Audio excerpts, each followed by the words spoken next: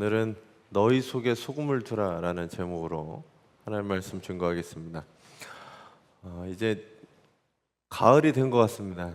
오늘도 낮 기온은 조금 오를 테지만 29도까지 오를 거지만 저녁 때는 또 19도까지 내려가는 것 같아요. 그래서 환절기에 감기 조심하시기를 바랍니다. 그리고 그늘에 가서 이렇게 바람이 부는 거를 느끼니까 시원하고 좋더라고요. 작은 것에서 풍성함을 누리시고 기쁨을 누리실 수 있는 우리 성도님들이 되시기 바랍니다. 오늘도 은혜 가운데 말씀으로 찾아오신 여러분 가운데 하나님의 크신 은혜와 축복이 함께 하시기를 간절히 바랍니다. 저희가 성서일과가 계속 마가복음 이야기를 하고 있습니다. 마가복음에 이제 예수님께서 제자들에게 순환 이야기를 하시고 그리고 순환 이야기를 들은 이 제자들의 오해, 제자들은 다른 걸 생각하고 있었습니다. 그래서 서로 크다고 싸우는 제자들에게 서로 크다고 싸우는 게 아니라 크려고 하는 사람은 다른 사람을 섬기는 사람이 돼야 되고, 그리고 어린아이를 영접하는 사람, 곧 그런 사람이 나를 영접하는 사람이다. 그리고 하나님의 뜻대로 사는 사람이다. 이렇게 말씀하셨습니다. 오늘 그 9장 37절 이후 38절 말씀부터 오늘 본문이 시작됩니다. 예수님의 얘기를 들은 제자들은 항상 듣고 오해를 해요. 예수님이 말씀하시는 거하고는 다르게 이해를 하게 됩니다. 그러니까 예수님이 뭐라고 얘기하시냐면 앞에 누구든지 내 이름으로 나를 영접하는 사람, 소자 하나, 어린아이 하나를 영접하는 사람은 나를 영접하는 거고 나를 보내신 이를 영접하는 거다라고 했어요. 누구 이름으로 영접할 때요? 예수 이름으로 영접할 때. 그랬더니 여기서 이 예수께서 사랑하시는 제자 중에 요한이 질문이 하나 자기의 과거의 사건 하나가 떠오릅니다. 그게 뭐냐 하면 38절 말씀이죠. 네. 같이 한번 읽어주세요.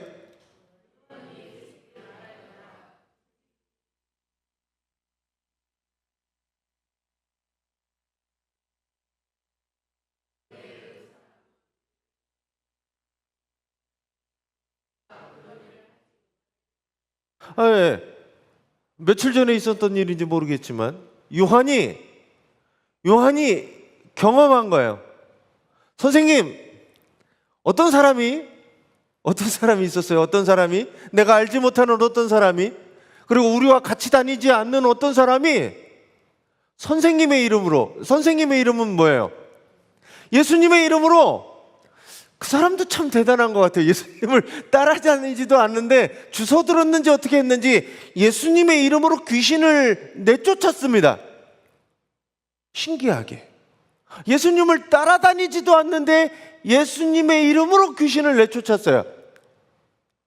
문제는 9장 28절 보면, 28절 앞부분에 보면 무슨 얘기가 나오냐면 제자들이 예수님한테 묻습니다. 뭐라고 물어보냐 하면 왜 우리는 귀신을 내쫓지 못했습니까? 이렇게 물어봐요. 그러면 예수님을 따라다니던 제자들은 예수님을 따라다녔지만 예수님의 이름으로 귀신을 내쫓지 못한 일들이 있었어요.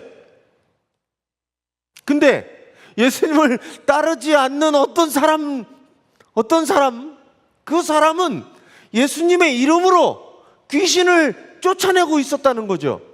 이거 뭐지? 네?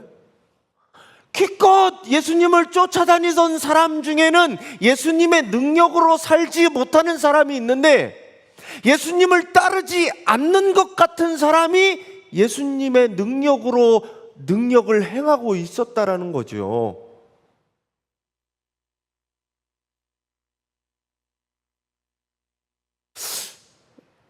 기독교인들이 어쩌면 이 상황에 놓여 있지 않나. 예수의 제자라고 말하는 사람들이 우리는 오히려 예수님의 능력으로 아무것도 행하지 못하는데, 어떤 이들은 예수님의 능력으로 귀신을 내쫓고 그렇게 예수님의 능력을 발휘하면서 살아가는 부분이 있지 않은가 돌아봐야 돼요.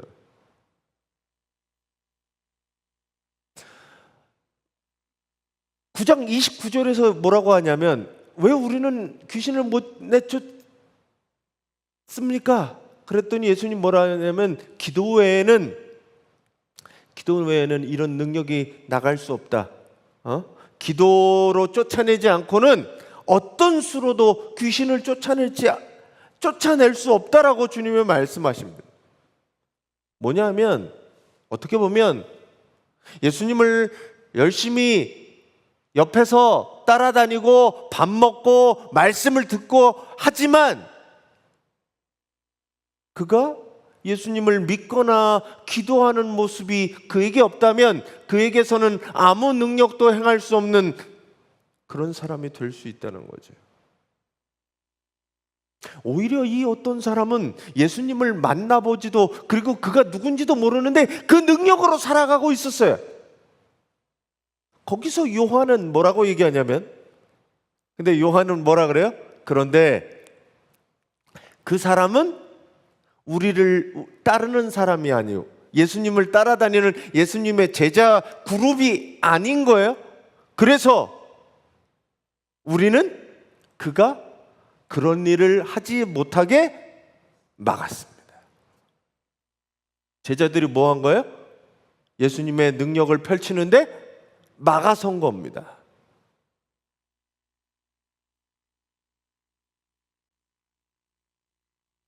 하나님의 일이, 사역이 되는 것을 예수님의 제자들이 뭐 했냐? 막아섰다는 거예요. 하지 마라, 너.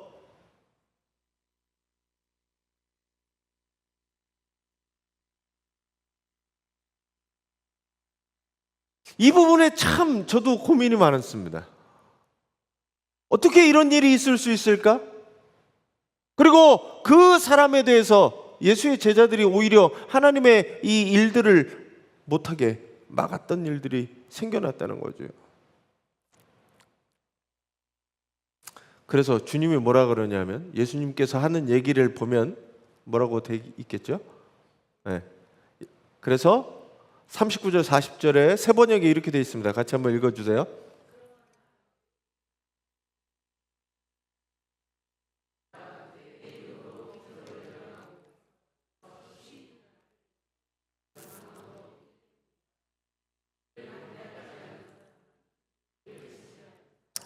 예수님 뭐라 그러시냐면, 막지 말으라는 거예요. 왜냐하면 그가 지 이름도 아니고 예수 이름으로 기적을 행했다면, 물론 이 뒤에 이 사람이 어떻게 변질될지는 모르겠습니다. 처음엔 예수 이름으로 시작했으나 나중엔 내가 능력이 많아서 그랬다, 그럴 수도 있어요. 하지만 지금은 예수 이름으로 행한 기적에 대해서, 예수 이름으로 행한 능력에 대해서 쉽게 예수님을 욕할 수 없기 때문에, 반대하지 않는 사람은 우리를 지지하는 사람이다, 우리와 함께하는 사람이다 라는 겁니다.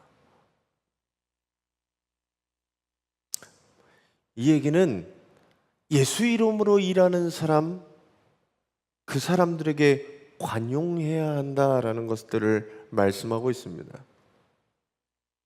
작은 것 하나에 서로 가르고 편 가르고 차별하고 하는 것이 아니라, 예수님의 이 일을 능력으로 살아가는 사람은 서로 용납하고 하나님께서 영광 받으실 방향으로 나아가야 한다라는 겁니다.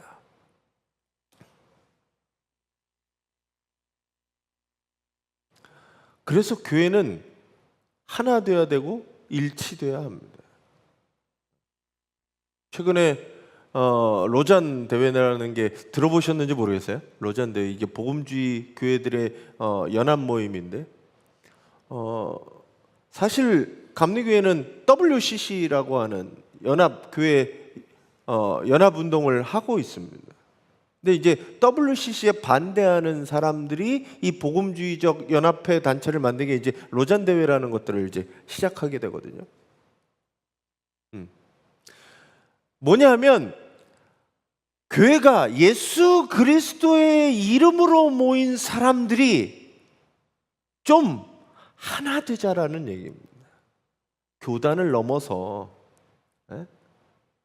우리가 똑같은 주님을 모시고 똑같은 하나님을 믿는 사람으로서 하나 돼야 되는 거 아니냐라는 거예요. 이 교회 일치운동이죠.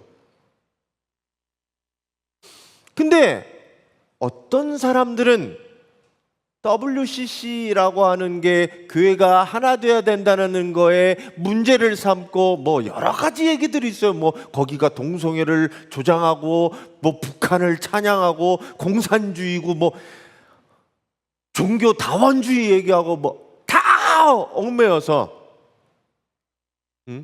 거기에 참여하지 않겠다라고 하는 것들이 분리되어진 겁니다. 장로교는 통합과 합동이 분리된 가장 큰 이유가 WCC 참여와 참여하지 않는다. 거기서 갈라지는 거거든요. 그래서 세계 교회 연합회가 하고 있어요. 근데 이제 반대편에 있는 복음주의적 그 연합회 단체가 이제 로잔으로 해서 모였는데 보니까 로잔에 대한 비판은 또 비판을 하는 거예요. 결국 비판하는 사람들은 계속 비판합니다. 편가르는 사람들은 계속 편가릅니다. 내 방식하고 내 뜻이 아니면 다 아닌 거예요. 근데 예수님이 그 말씀하시는 것은 예수 이름으로 행하면 우리를 반대하지 않는 사람이면 우리와 함께하는 사람이고 우리를 지지하는 사람이고 우리가 다 같은 하나님의 자녀라고 말씀하시는 겁니다. 물론 이후에 기독교는 여러 가지 이단에 의해서 침범을 받고 이단으로부터 방어하기 위해서 여러 가지 수단 그리고 여러 가지 정립을 해갑니다. 신학을. 예수님의 말씀은 비진리를 가르치는 사람, 잘못된 것을 가르치는 사람, 그것에 대해서 허용하고 포용하라고 말씀하시는 게 아닙니다. 내 이름으로 라고 하는 거죠. 내 이름으로 기적을 행하는 사람, 예수 이름으로 예수를 중심으로 사는 사람에게는 같이 하나가 되어야 된다는 거죠. 그래서 뒷부분에 나오지만 악은 어떻게 하라고 하냐면 악은 끊어버리는데 굉장히 단호하게 끊어버리라고 얘기합니다. 근데 여기에 함께하는 자들은 어떻게 해라? 서로 같은 편이니 서로 지지해주고 협력해주고 함께 주어라라고 하는 거죠. 저는 예수 그리스도의 말씀을 믿고 따르는 우리들이 주님이 무엇을 이야기하시고 어떻게 살아가라고 말씀하신 것을 깨닫고 살아가는 성도들이 되시기를 바랍니다. 그러면 뭐가 옳고 그른 것을 우리가 어떻게 구별할까요? 뭐가 예수님의 뜻이고 아닌 것을 이단이 판치는 이 세상에서 어떻게 구별할까요? 그래서 말씀도 읽으셔야 되고 기도도 하셔야 돼요. 바른 신앙, 바른 내가 무엇을 믿고 있는지 정확하게 깨달으셔야 돼요. 그래서 성도가 하나 되고 교회가 연합하는 일에 우리의 사명으로 생각하시고 그 화평의 열매들을 맺어가는 우리 성도님들이 되시기를 간절히 바랍니다. 예수님이 그 다음 얘기하시는 게 뭐냐면 예수님의 사람들, 그리스도의 사람들은 서로 하나다라고 얘기하면서 반대로 이 연자맷돌 얘기가 여기서 나오죠. 오해하시는 분들이 많은데 이 얘기를 세번역에서는 이렇게 되어 있습니다. 같이 한번 읽어주세요.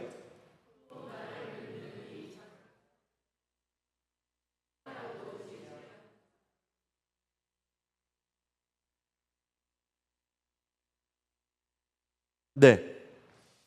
자, 여기 보면 이제 작은 사람들 나오죠. 작은 사람들. 예수님을 믿는 작은 사람들입니다. 예수님을 믿는 작은 사람들이에요. 그러니까 아까 믿음의 형제들은 어떻게 되냐? 서로 지지하고 하나다라고 얘기를 했는데, 믿음의 형제들, 그 가운데서 믿음이 작은 사람들, 어린아이와 같은 사람들, 연약한 사람들을 어떻게 하면 죄 짓게 하는 사람. 여기 중요한 건 이거예요. 죄 짓게 하는 사람. 남을 죄 짓게 하는 사람. 그 사람은 뭐예요? 연자맷돌, 큰 맷돌을 목에 달고 바다에 빠지는 편이 낫다라고 해요. 큰 맷돌을 목에 달고 바다에 빠지면 어떻게 될까요? 네? 그냥 죽는 거죠. 살아날 수가 없어요. 뭐냐면 정령 죽으리라. 그 사람은 살아날 수가 없는 거예요. 한번 해보실래요? 아니잖아요. 바다에 맷돌을 메고 하는 사람은 반드시 죽게 돼 있다라는 거죠. 반드시. 그러면 남에게 죄를 짓도록 만드는 사람은 죽을 거라는 겁니다. 반드시 죽을 거라는 거예요. 그러면 남에게 죄를 짓게 만드는 게 뭐냐라는 거예요. 남에게 죄를 짓게 만드는 게 뭐냐? 내가 막 이렇게 꼬셔갖고 죄를 짓게 만드는 게 아니라, 죄에 관해서 여러 가지가 있잖아요. 하나님으로부터 떠나게 하는 그 모든 것, 하나님으로부터 빗나가게 하는 그 모든 게 죄라는 거죠. 불편한 마음을 품거나 미운 마음을 품거나 욕심을 품거나 간음하는 마음을 품거나, 그 모든 게 죄의 시작이잖아요. 마음은 어디서, 사람의 더러운 것은 어디서 나와요? 마음에서 나오잖아요. 그 죄의 시작의 마음, 죄를 짓게 하는 모든 것, 시기하고 불평하고 원망하는 그 모든 것 자체가 사람으로부터 죄 짓게 하는 거면 그 사람은 죽는 게 낫다라는 겁니다. 반드시 죽는다는 겁니다.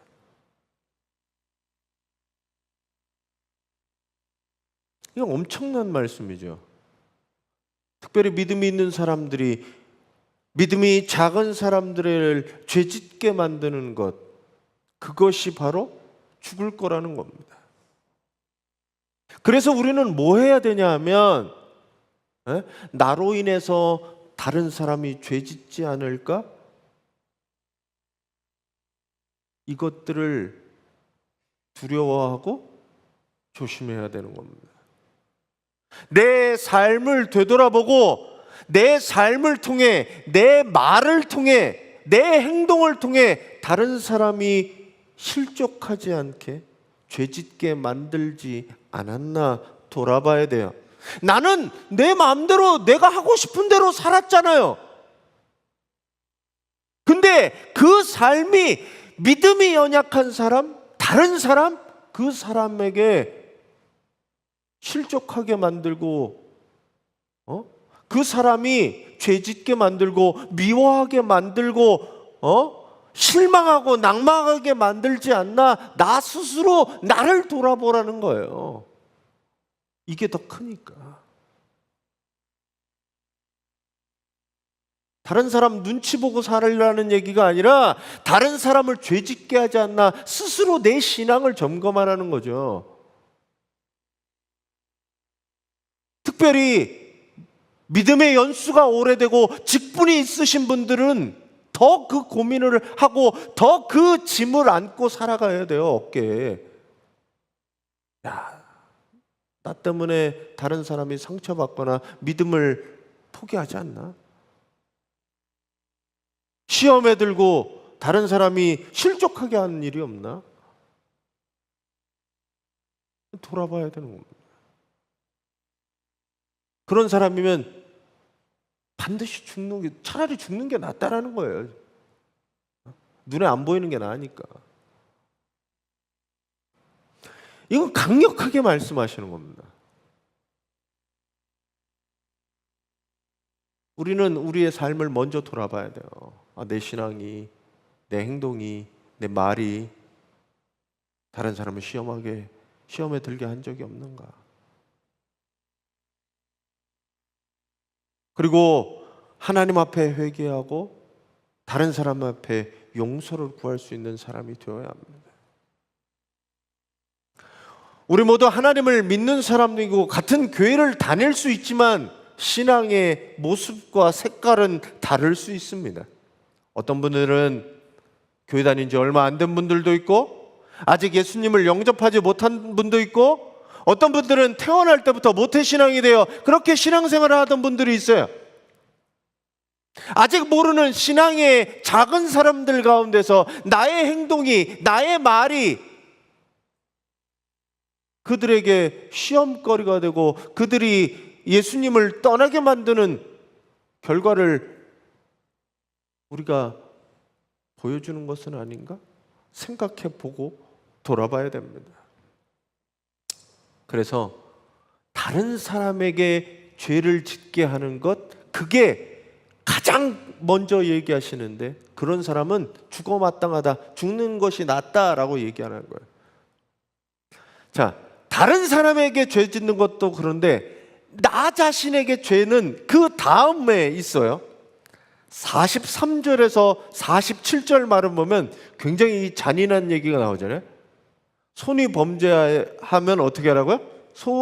내 손이 나를 죄짓게 만들면 이거 찍어버리라고 그럽니다. 네 발이 너를 죄짓게 하냐? 잘라버리라는 거예요. 눈이 범죄하게 하냐? 눈 뽑아버리라는 겁니다. 이런 얘기를 하세요. 왜냐하면 두 눈을 갖고도, 두 손을 갖고도, 두 발을 갖고도 지옥에 가는 것보다는 한 눈을 갖고 가는 게 낫다, 이렇게 얘기하십니다. 뭐냐면 과감하게 끊어버리라는 얘기예요. 도박을 하는 사람은 도박을 끊지 못하더라. 중독이라고 하는, 도박 중독이라는 게. 그래서 유명한 영화 이 타짜에 보면 손가락을 자르든지 무슨 도박하는 사람들의 인생들이 그렇잖아요. 이거 자르면 근데 잘려도 가서 한대요. 손을 자른다고 안 하는 게 아니라 손을 잘려도 가서 하는 거야. 왜 그래요? 이거보다 여기가 지금 바뀌지 않죠.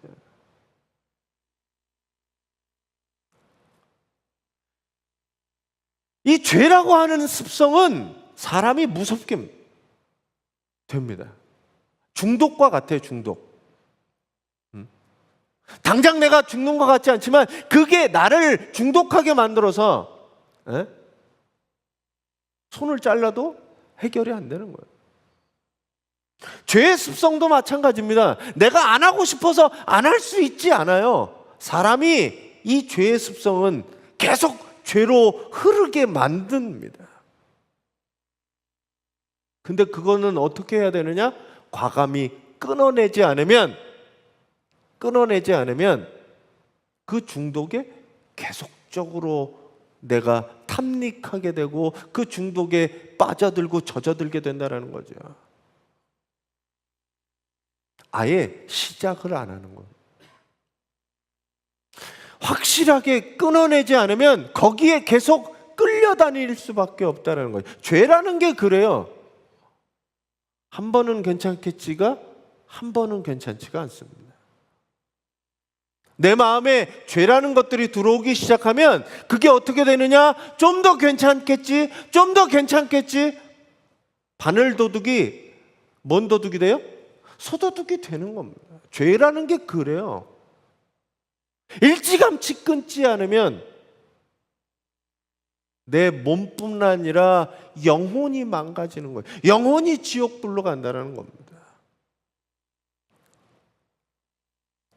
예수님께서 얘기하시는 건 뭐냐 하면 지옥의 형벌은 눈을 뽑는 것, 손을 자르는 그 고통과 그것보다 더 영원한 형벌이기에 지금 그걸 끊어내고 하는 것이, 수족이라도 끊어내는 것이, 그리고 천국에 가는 것이 낫다라고 말씀합니다. 지옥은 우리가 죽어서만 가는 곳이 지옥이 아닙니다.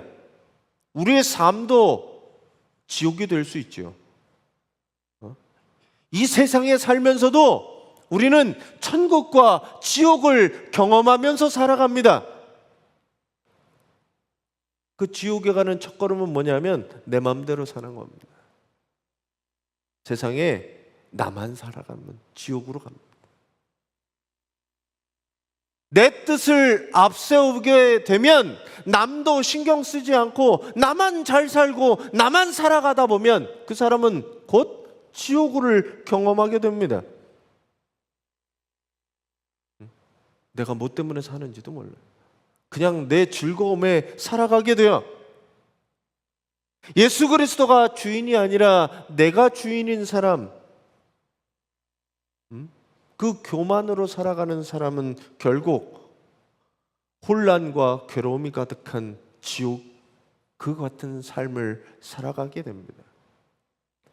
스스로 만든 지옥에 갇혀서 내가 만나는 모든 곳을 지옥으로 바꾸면 살아가죠.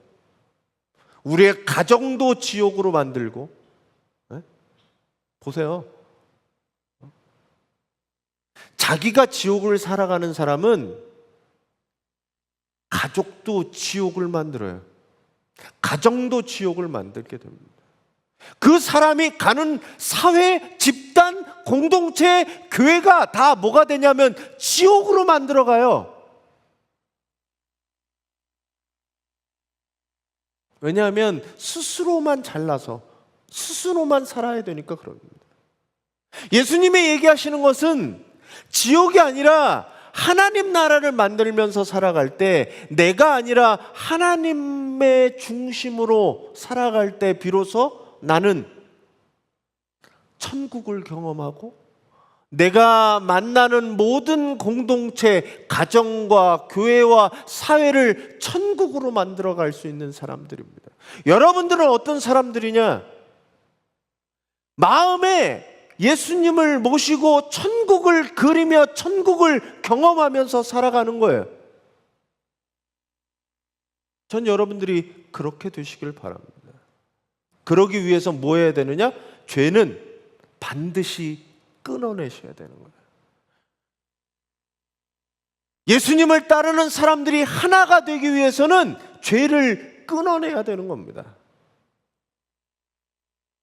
전 이것들을 끊어내고 예수님의 말씀을 의지해 살아가는 우리 성도님들이 되시기 바랍니다. 그래서 뭐라는 거예요? 그래서 자, 오늘 이 결론 얘기는 신학자들 가운데서도 이게 여러 가지 이야기들이 있습니다. 이게 예수님 갑자기 왜 이 얘기를 하셨을까? 자, 49절 50절이에요. 같이 한번 읽어주세요.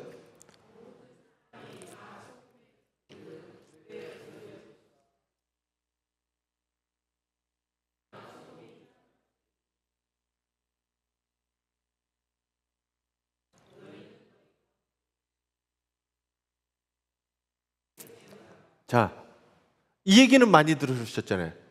소금이 짠맛을 잃으면 그러니까 무엇을 그걸로 짜게 하느냐?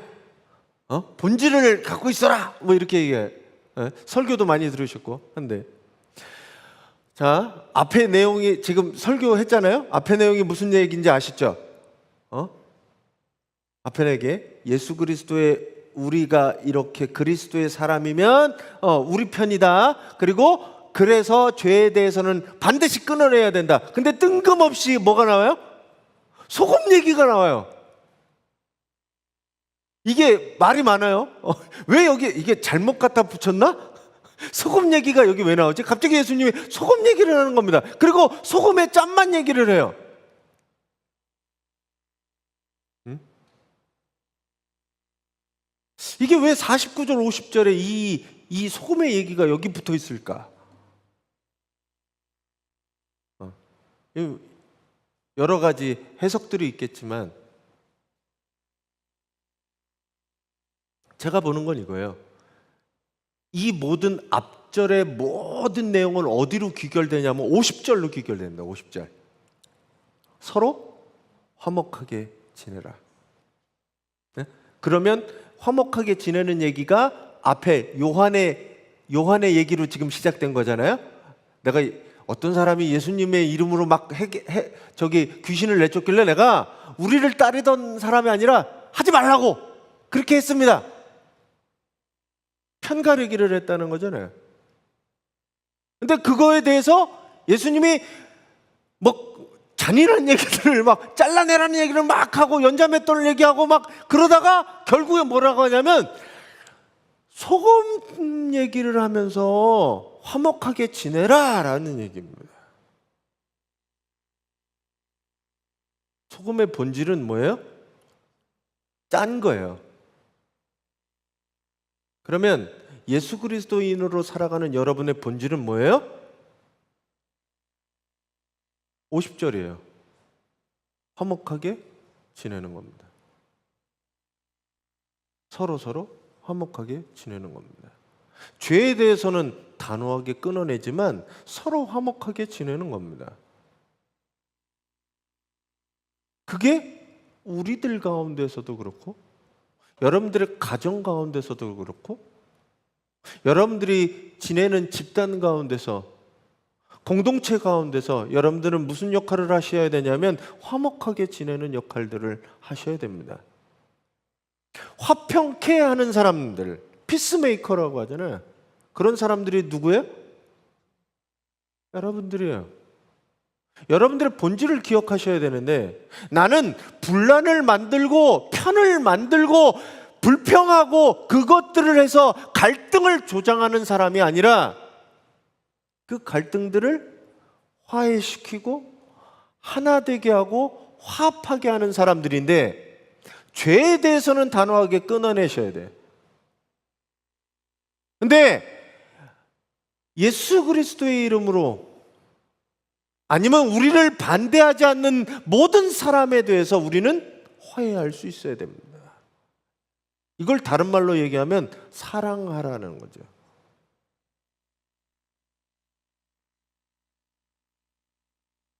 우리는 그런 사람들입니다.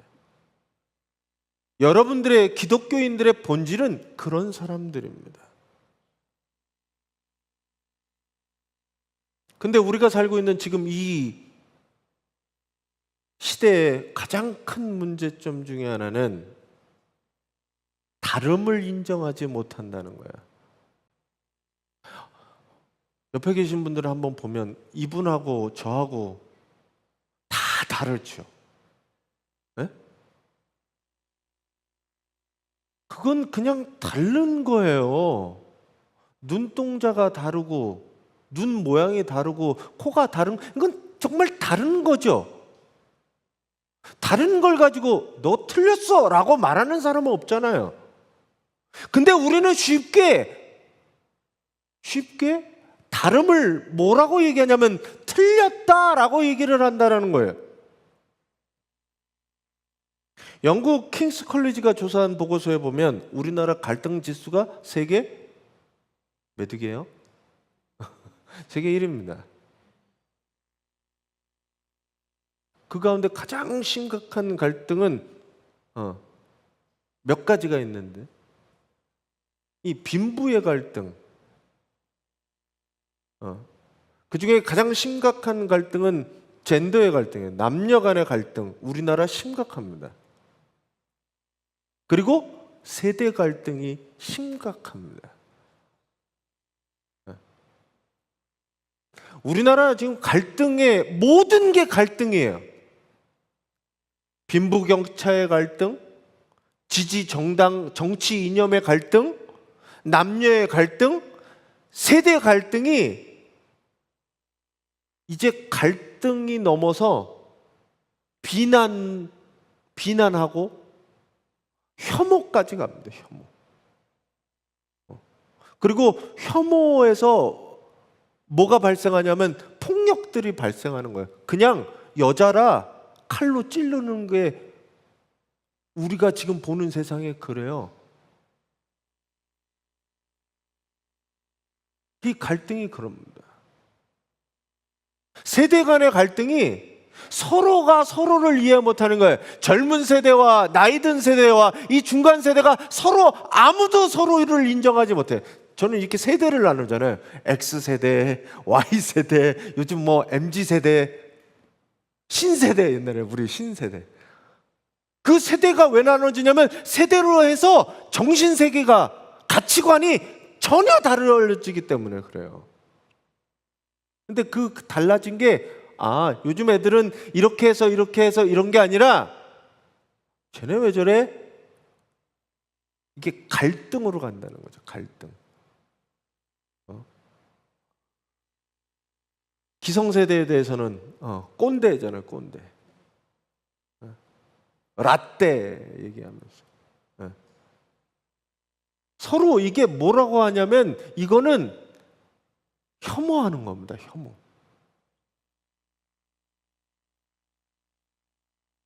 기독교는 어떠냐? 기독교가 갈등을 부추긴다는 거죠. 젠더의 갈등, 기독교가 부추기고 있다. 빈부의 갈등, 기독교가 부추기고 있다는 거예요. 기독교가 언젠가는 언제부터 사랑하고 포용하고 하나 되자 해서 뭘 가르치냐면 배타를 가르치는 거예요. 배타. 저건 안 돼. 저건 안 돼. 저건 뭐 때문에 안 돼. 저건 죄야. 정죄를 가르치고 서로 가르기를 가르치고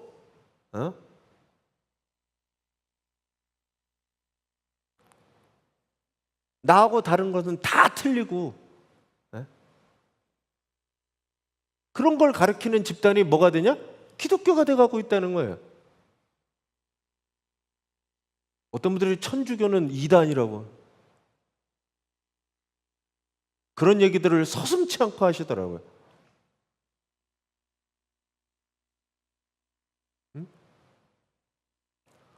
그러니까 남에 대해서 제대로 알지도 못하는 사람들이 그렇게 얘기해요.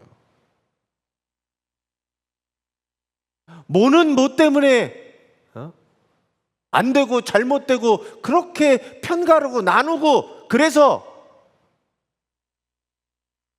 본인은 무슨 독야청청 그렇게 깨끗하고 그렇게 바르게 신학하고 그렇게 살아가는 사람이냐? 그렇지 않아요.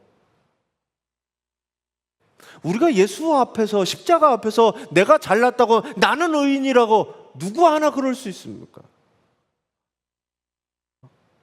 예수님이 얘기하시는 우리 반대가 아니면 우리 다 지지하는 사람이고 하나 되는 거 아니냐?